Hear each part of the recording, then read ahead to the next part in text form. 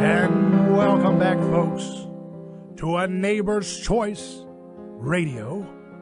I'm your neighbor, David Gornoski, and I'm so glad you could join me today here live in Orlando, Florida. If you'd like to be a part of the discussion, you can be a part of it at 407-916-5400. And I am so glad to be joined in studio with Nancy Nemhauser. And she lives just up the road in Mount Dora, and she's triumphant because she has just had a settlement with the city of Mount Dora, and they have decided to back off. They're going to let you keep your house in the beautiful painting of the Starry Night because they found that they had no case to be messing with you. That is correct. And my husband insisted that they apologize to us, and they did issue a public apology. Very good. See, in the ancient days, when they would have all these ancient tribal communities and they wanted to go after a witch hunt or some kind of heretic, they would make that heretic confess. But you reversed it. And that's beautiful because you didn't give in. You didn't say, oh, yeah, I'll give in. You stood your ground. You did it beautifully, and now you're triumphant. And I want others to think about that while you're going through struggles like Nancy. And I have a caller here, Jonathan from Orlando. Hey, Jonathan, you're in a similar situation as Nancy. Yeah, hi, how are you? Good. Yeah, you're from Orlando. You said you had a similar situation with your house. What's going on? Yeah, I have a situation where when the hurricane come through, we got delayed on our fence project in the yard, which was permitted about, 10 months prior to that, maybe. Uh-huh. And so since the permit expired and we didn't finish out the work, the county started fining us $100 a day. My goodness. Which, because of the hurricane and I'm a contractor, I was helping all kinds of people around the county, the Tri-County area. So I didn't even worry about my fence, I didn't think it would be an issue, but it turned out there was like $24,000 or so in fines. $24,000? And then they moved to foreclose on it. They had the hearing on the 18th of July, and the commission approved it, the foreclosure. But then I received some email about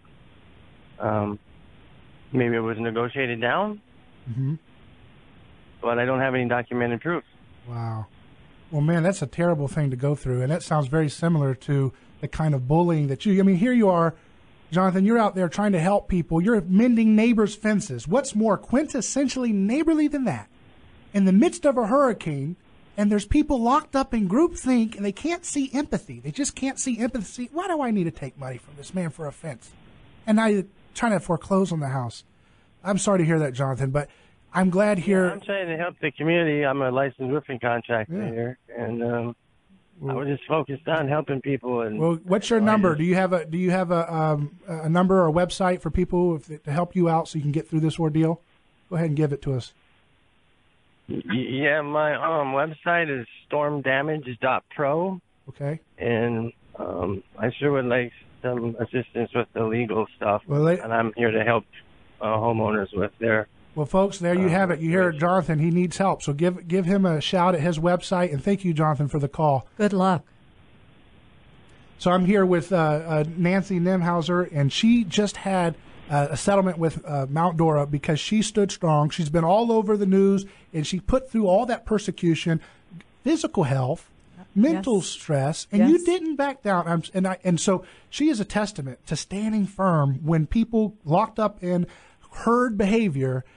They actually are a paper tiger. When you stand up, you don't blink, you don't flinch, you don't apologize, and you made them apologize. And that's a beautiful thing. That is correct, yes. And it was difficult. It was truly very painful at times, but I am glad that we persevered. Were you able to sleep? I was going to say that we lost a lot of sleep. I lost a lot of sleep. Did you have nightmares and things like that? Absolutely, absolutely. Just like health recurring issues. Things? Yes, yes. We don't, folks. We don't need to do this to our neighbors. You know this. We all know this. And there's so many people just like Nancy out there in America who they feel like they don't have any hope. But if we work together and we get the right help, we can join together and solve this. Nancy, what were you saying? Well, and that is very important in this situation because the city did not speak with us. We were just given a citation. Just like a number. Code violation, exactly. And that dehumanizes you. Right. Can't you just talk to me as a person? Right. Let's have dinner, right? Just talk it over, figure it out. And then when I was told that, when I made the contact, when I was told that the wall had to match the house, and we went through a great expense to have the wall match the house by painting the house, some of it is 2 stories, they then dropped the graffiti claim and said it was a sign. So it was very frustrating for us.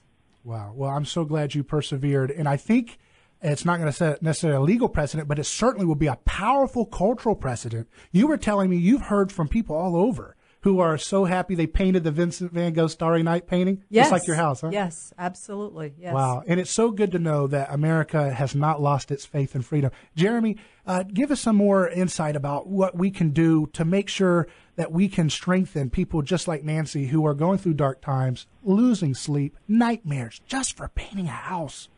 Let's give people some hope. Tell us some things that we can do to be involved. Well, certainly, I may be biased in this regard, but, looking for organizations who do help people fight back, such as Pacific Legal. We are completely donor supported, and in return, everyone that we represent for free. So supporting organizations that help that sort of thing is great. But, one other thing that obviously I think in Mount Dora and elsewhere, Mount Dora, because of our lawsuit and because of that Nancy and Lubeck fought back, Mount Dora is going to have to revise their sign code. And I think one thing people can keep in mind is, when government is talking about these types of codes and how they will legislatively make changes, we should be pushing for more freedom rather than less. And, there's no reason that Mount Dora needs to have any code that prohibits someone painting their house in any way that they want, which currently they don't. So, we should think about what the proper scope of this local government kind of enforcement of people's property really needs to be.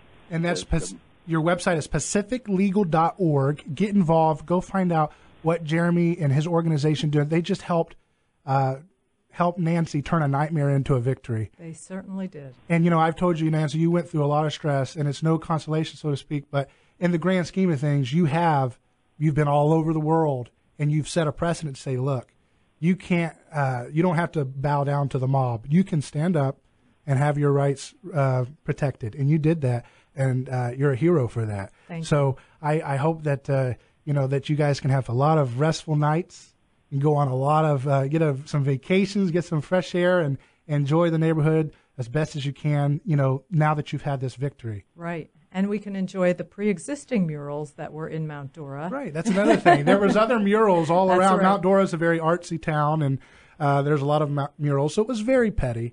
And even here we saw with the caller, Jonathan, where he's trying to mend fences for his neighbor, and then they want to take his house for it. Folks, it's not that simple. If there's no victim, if there's no violence being done, leave people alone. Let them have freedom. And politics is downstream from culture. So when we have these media experiences like we're doing right now and all over the world, when we tell the truth about how ugly it is to be mean, to steal, or threaten to take your house for something like that, right, we are changing history. We're a part of a renewal of the mind from the culture, so culture will be the primary mechanism to move this kind of bad behavior in the ash heap of history, because that's what we all want. That's correct. You are right. So, Nancy, it's been a pleasure speaking with you, and I think that you are, again, an inspiration, and I want other people, look up Starry Night House, read the story. They ended up, how much did they spend at the end of it? $55,000? Over $55,000. $55,000, folks, just to try to stop someone's freedom. Well, they lost, folks. Nancy is a hero, and she's here to tell us about it. Thank you so much for this. I've enjoyed speaking with you, and thank you, Jeremy, at pacificlegal.org. Check out their site. They were helpful in doing this. This is a Neighbor's Choice Radio on News Radio 102.5 WFLA. We'll be right back, folks.